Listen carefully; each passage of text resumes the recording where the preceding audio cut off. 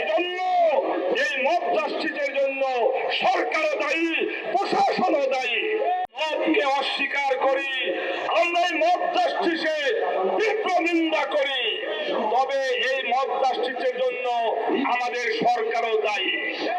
কারণ যারা আওয়ামী লীগের দূষর, যারা ফ্যাসিবাদের দূষর ছিল, তাদেরকে গ্রেফতার করতে সরকার ব্যর্থ হয়েছে।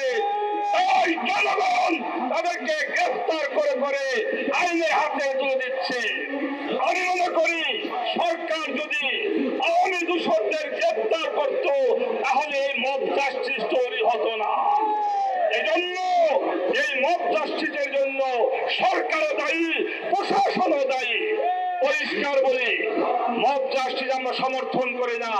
প্রশাসনকে বলবো, আপনারা কর্তৃত্ববাদী হন, শক্তিশালী হন, সকল ধরনের মব জাস্টিস, চাঁদাবাজি, দখলবাজ সবাইকে আপনারা গ্রেফতার করে আইনের আওতায় এনে শাস্তি ব্যবস্থা করুন।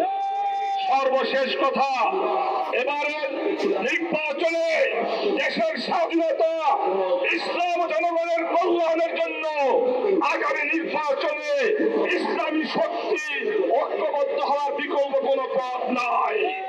তাই বাংলাদেশ খেলাফত মজলিস মনে করে আগামী নির্বাচনে সকল ইসলামী দল ও মতকে ঐক্যবদ্ধ করে আগামী নির্বাচনে অংশগ্রহণ করবে ইনশাআল্লাহ।